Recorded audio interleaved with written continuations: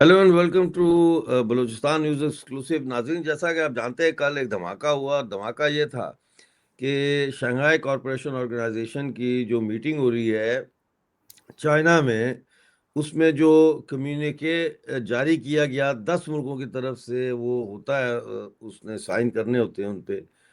उसमें इंडिया को टारगेट किया गया और जानबूझ कर टारगेट किया गया, और उसमें लिखा गया कि हिंदुस्तान जो है वो बलूचिस्तान के हवाले से उसमें लिखा गया कि वहाँ पे मदाखलत जो है कर रहा है, और पहलगाम का कोई जिक्र नहीं किया। इस पर राजनाथ सिंह जी ने, जो हमारे डिफेंस मिनिस्टर हैं, उन्होंने दस्तखत करने से इनकार कर दिया। इसी पर मज़ीद जानकारी लेने के लिए हमारे साथ जुड़े हैं फॉर्मर हाँ करण जी, मैं टेरिटोरियल आर्मी के चैनल पे था। हाँ फॉर्मर हाँ, चीफ जनाब अच्छा मेजर नितिन जनरल। नहीं आई हूँ घर पे।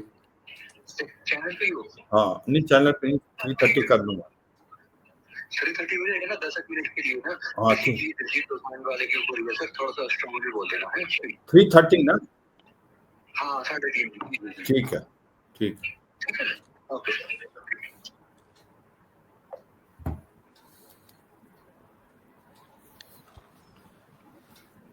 इस कम्युनिके पर राजनाथ सिंह ने दस्तखत करने से इनकार कर दिया, जिसके बाद जाहिर है पूरा मीडिया इसको कवर कर रहा है। तो बात यह है कि चूंकि इसमें बलूचिस्तान का मसला है, इसलिए हम समझते हैं कि ये चाइना ने जानबूझ के, चाइना और पाकिस्तान ने ये बीच में एक स्पैनर जिसे कहते हैं ना, डालना एक मशीन में और उसको डिस्टर्ब करने के लिए, तो this is spanner in the wheel.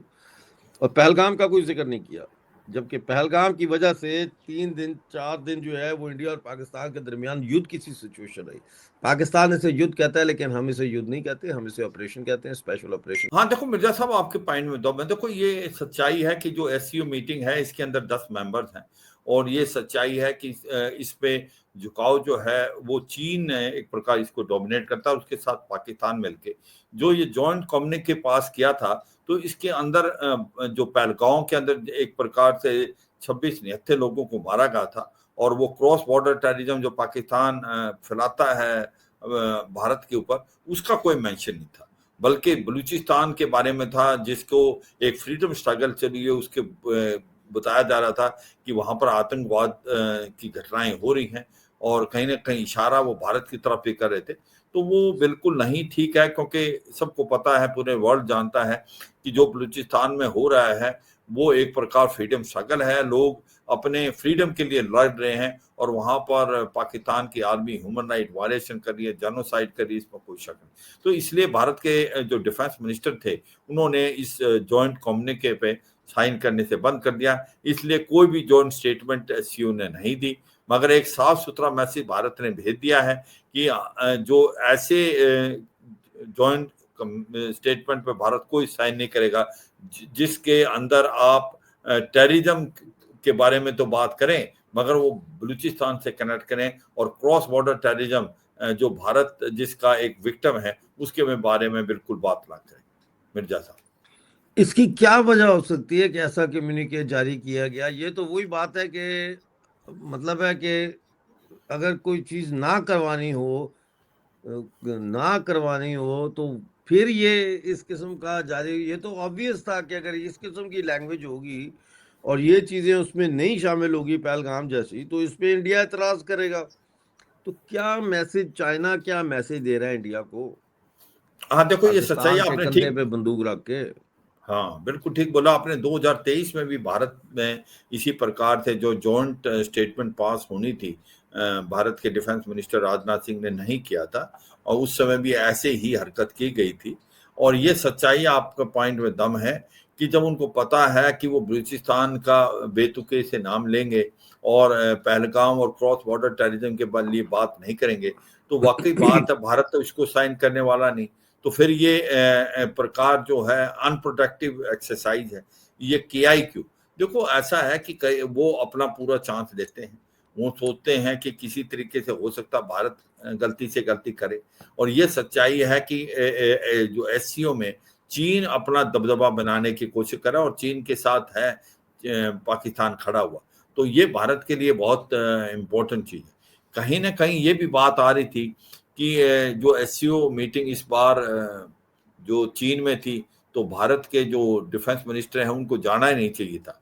मगर मैं ये बताना चाहूंगा, ये एक मल्टीलैटरल फोरम है एससीओ, भारत को पक्का जाना चाहिए, क्योंकि अगर आप वहां रिप्रेजेंट नहीं करेंगे और वो आपके एब्सेंट में कम्युनिके पास कर देते हैं और जो कि आपके फायदे में नहीं है, तो फिर पाकिस्तान इसका राग गाएगा कि हमने रीजनल जो एससीओ है उसके अंदर ये पास हुआ, बलूचिस्तान में जो टेररिज्म फैलाया जा रहा है, और कहीं ना कहीं उसका पलटा भारी हो जाता है। इसलिए भारत को पूरे मल्टीलेटरल जहां पर भी भारत इसका हिस्सा है जाना चाहिए और बड़े जोरों से पक्ष लेना चाहिए कि जो क्रॉस बॉर्डर टेररिज्म पाकिस्तान कर रहा है उस पर हम चुप नहीं रहने वाले।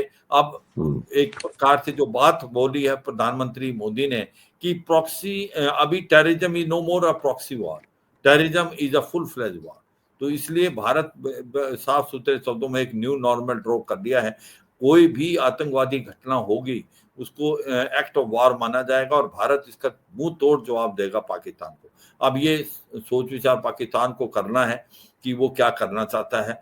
भारत इसके लिए तैयार है। भारत अब की बार कुछ भी होगा तो ये सोचें उसका जवाब बड़े जोरों से दिया जाएगा। मिर्जा साहब। जनरल साहब, इस हवाले से हम देखते हैं कि एक तरफ चाइना ये गेम खेल रहा है इंडिया के साथ, दूसरी तरफ हम देखते हैं कि डोनाल्ड ट्रंप भी जो है वो बार बार हर फोरम पे झूठ बके जा रहे हैं कि जी मैंने ये जंग रुकवाई और मैंने ट्रेड का लालच दिया, जैसे हम कोई भिखारी लोग हैं जो बैठे हैं कशकोल लेके मंदिर के बाहर, और वो मंदिर से निकला है और उसने कहा कि ये लो हमारे पास से अशरफी ले लो, और हमने जनाब उसको झुक के सलाम किया। ये क्या ड्रामा कर रहा है ट्रंप, और क्या इस ट्रंप को जवाब देने के लिए इलोन मस्क को स्टारलिंक का स्पेस का प्रोग्राम की इजाजत दी गई है इंडिया में कल परसों? देखो वो तो मुझे नहीं लगता किया होगा, क्योंकि अभी भी अमेरिका भारत के लिए बहुत इंपॉर्टेंट है। मगर Donald Trump is what Donald Trump is, वो अपने हिसाब से कायम खेलते हैं और वो सच्चाई है, उनकी हर बात को कोई सीरियसली नहीं लेता। जब बात आती है भारत और पाकिस्तान की कि भाई ये जो 4 दिन की मुठभेड़ थी, ये कॉन्फ्लिक्ट थी, ये कैसे रुकी, इसमें भारत ने साफ सुथरे शब्दों में बता दिया कि भाई ये कॉन्फ्लिक्ट इसलिए रुकी कि हमने पहले दिन इनके 9 टेरर इंफ्रास्ट्रक्चर को बर्बाद कर दिया और हम आगे बढ़ाना नहीं चाहते थे, क्योंकि हमारा मकसद ये था। क्योंकि पाकिस्तान ने पलटवार किया, हमारी जो न्यूक्लियर हमारी जो एक प्रकार से मिलिट्री फैसिलिटी और सिविलियन टारगेट करने की कोशिश की, तो हमने तो उसको नाकारा कर दिया, मगर उसका जवाब तो देना ही था। इसलिए हमने उसकी जो 11 फ्रंट लाइन एयरफील्ड हैं उनको बर्बाद कर दिया। वो देखें आप, सरगोदा में भी, नूर खान में भी, जकोबाबाद में, बरौरी में उनका एवेक्स था, उसको भी बर्बाद कर दिया। और उसके बाद आप देखें स्कार्दू में भी उनको बहुत नुकसान हुआ। तो इसलिए जब उनको इतना 11 फ्रंट लाइन जो एयरफील्ड एकदम खत्म होगी, तो वो घुटनों पे आ गया। उसको लगा कि अगर अभी कुछ होगा तो उसके पास बिल्कुल। तो एयरक्राफ्ट भी नहीं, तो इसलिए उसने हाथ खड़े किए। उनके डीजीएमओ ने रिंग किया भारत के डीजीएमओ से, भारत के डीजीएमओ ने माना। हमने क्यों माना कि हम एक ऐसा देश है जो डेमोक्रेटिक भी हैं, सेकुलर भी हैं और इकोनॉमिकली हम आगे बढ़ना चाहते हैं, हम नहीं बिल्कुल। बढ़ना चाहते। क्योंकि पाकिस्तान तो एक भूखा देश है, वो लड़ाई लड़ेगा तो जैसा है उससे थोड़ा और कम होगा, हमारी इकोनॉमी में इम्पैक्ट होता। और इसलिए हमने जो मिलना था, जो करना था, हमने पा लिया। हमने उसके टेरर इंफ्रास्ट्रक्चर और उसकी जो है 11 फ्रंट लाइन एयरफील्ड को बर्बाद कर दिया। उसको पाकिस्तान गिड़गिड़ा रहा था, ऐसे में वो गया है सऊदी के पास, अमेरिका के पास, वो अपने हिसाब से जाता रहे।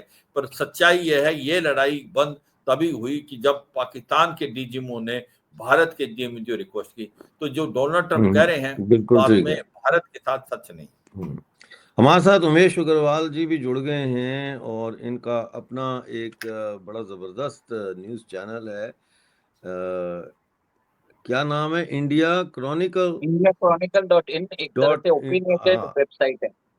वेबसाइट है बड़ी ज़बरदस्त, और ये बहुत ही यंग है, और मतलब है कि बिल्कुल ही यंग है ये, लेकिन Guinness book of world record में इनका नाम होना चाहिए, क्योंकि ये बड़ी ही ज़बरदस्त किस्म की एनालिसिस करते हैं और बहुत इनके पास डाटा भी होता है। He is like what should I से, टॉक शो जीनियस कह सकता हूँ मैं। बहरहाल, बहुत स्वागत है आपका Umesh ji, thank you very बहुत मच किया फॉर आपका। ज्वाइनिंग। बात हो रही है कि एससीओ में जो राजनाथ सिंह ने कम्युनिके पे साइन करने से इनकार कर दिया है, तो ये 10 मुल्कों का गठबंधन है। इसमें इंडिया ने जब कम्युनिके पे उन्होंने सुनाया, उसमें बलूचिस्तान के हवाले से इंडिया को रगड़ दिया और पहलगाम का कोई जिक्र नहीं किया। What's going on sir? Sir ये सोची समझी साजिश है, आपको समझना पड़ेगा। जबरदस्त, बिल्कुल ठीक बात की। देखा ना मैंने जनरल साहब आपको क्या कहा, ये हमें फख्र है, ये हमारी नई नस्ल है जनरल साहब। ही इज द बिल्कुल फ्यूचर। बिल्कुल उमेश अग्रवाल जी जैसे लोग हमारा फ्यूचर है। हम तो अब हाँ जा रहे हैं ना, absolutely. हम तो जा रहे हैं जिधर जा रहे हैं। He is such a young guy और he just hits the Nail on the head. Nail on the head. हाँ जी बोलो जी, अब Very मैं correct. आपको इंटरप्ट नहीं करूंगा। बस चलो, एक ही मैं चीज है इम्प्रेस कि हो जाता हूँ ना आपसे, एक्साइटेड हो जाता हूँ, अपने भारत के फ्यूचर को देख के एक्साइटेड हो जाता हूँ मैं। जी बोलो जी। देखिए, बलूचिस्तान के अंदर आपको मालूम है $6 ट्रिलियन के रिजर्व है। चाइना ने वहां पे एक तरह से $30 बिलियन का इन्वेस्टमेंट कर रहा है सीपेक में। सीपेक का जो मैक्सिमम जो इन्वेस्टमेंट है वो क्वार्टर में हुआ है।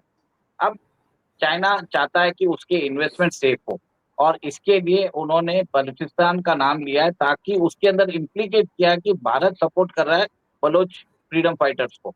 और उन्होंने जानबूझ के पहलगाम को इग्नोर किया, ताकि उनको, अब देखिए पाकिस्तान का भी उनको एक तरह से ख्याल रखना था, और पाकिस्तान के साथ उनकी आयन क्लैड फ्रेंडशिप भी है, और एक तरह से जानबूझ के किया था, और भारत ने उसको इनकार कर दिया था। तो एक तरह से जो स्को का जो था, जिसमें डिक्लेरेशन नहीं होता है, तो वो जो समिट है उसको टोटल फेलियर बोला जाता है। पर भारत ने कुछ नहीं किया। भारत ने तो अब जो हमारे जो रक्षा मंत्री है, वो रशियन विदेश मंत्री से मिल रहे थे, रशियन डिफेंस मिनिस्टर से मिल रहे थे। उन्होंने उनको नटराज की मूर्ति भी दी, और कहीं ना कहीं बात किया था कि हम उसके अंदर हम हमारा डिफेंस टाइप को और भी इम्प्रूव करेंगे। और आपको मालूम है, रशियन प्रेसिडेंट व्लादिमीर पुतिन इस साल के एंड में कभी भी भारत आ सकते हैं। और एक तरह से लास्ट टाइम मेरे ख्याल से दिसंबर में आए थे, दिसंबर 2022 में शायद आए थे। ठीक है, तो उसके बाद इस साल आने का बात है, तो उसके मोडालिटीज पे भी बात हो रही होगी, और जिसमें वो बात कर रहे होंगे कि कैसे S-500 सिस्टम चाहिए।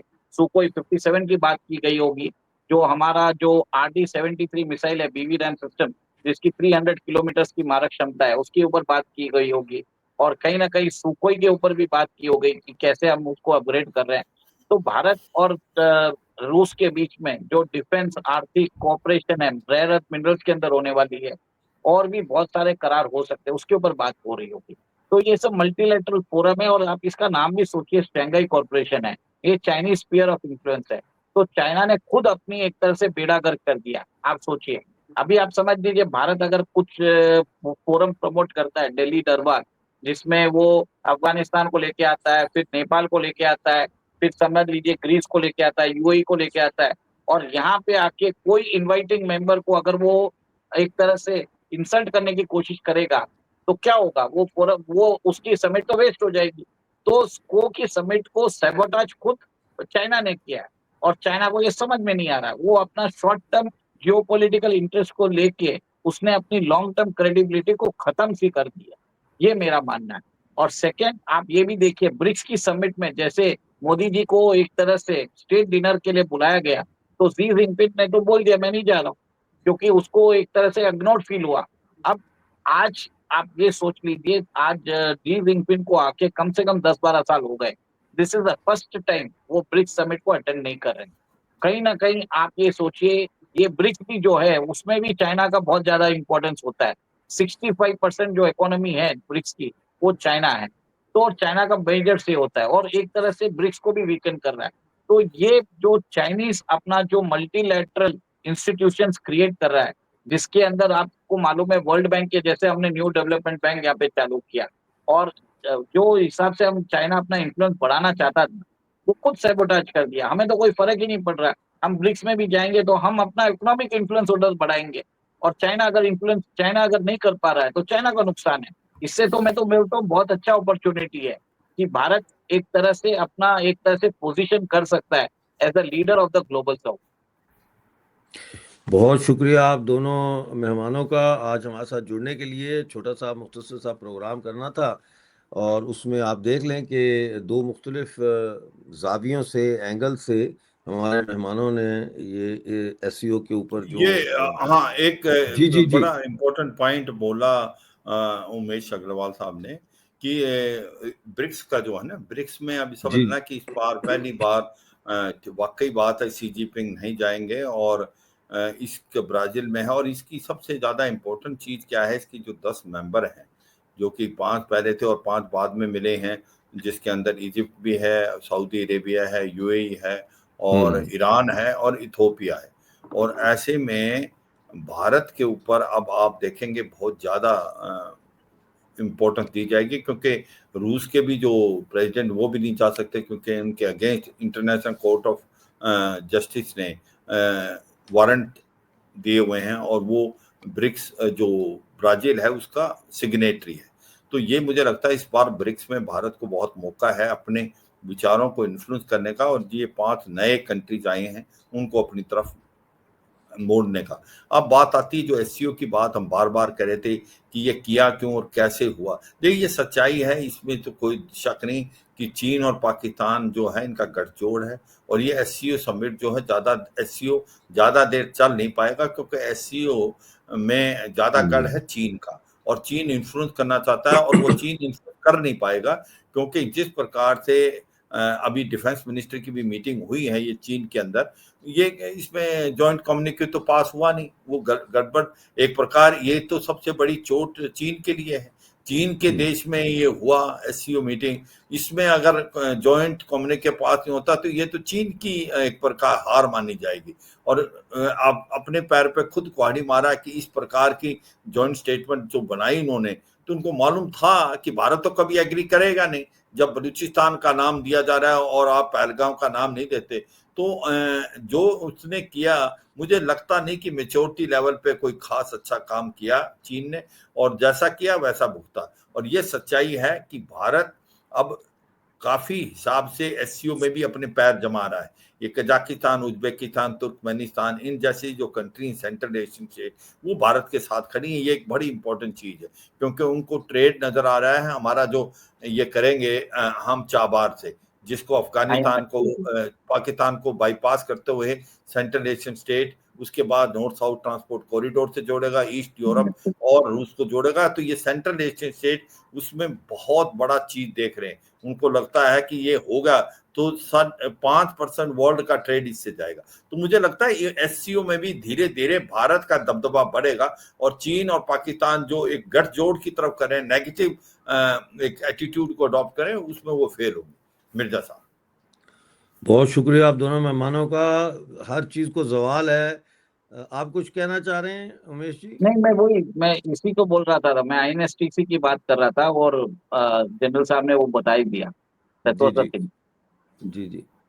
तो हर चीज़ को जैसे कि नाजरीन जवाल है, इसी तरह से एक ज़माने में चू एन लाई जो प्राइम मिनिस्टर थे और फॉरेन मिनिस्टर भी रहे चाइना के, उन्होंने जो डिप्लोमेसी में चाइना का नाम बड़ा ऊंचा किया था, और बड़े चाइना की डिप्लोमेसी, पिंग पोंग डिप्लोमेसी, और वो सारा बड़ी मशहूर थी।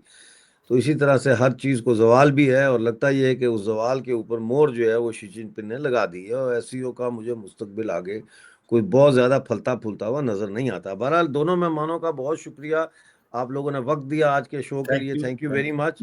और थैंक यू। मिलते हैं अगले शो में, उस वक्त तक के लिए इजाज़त दीजिए, और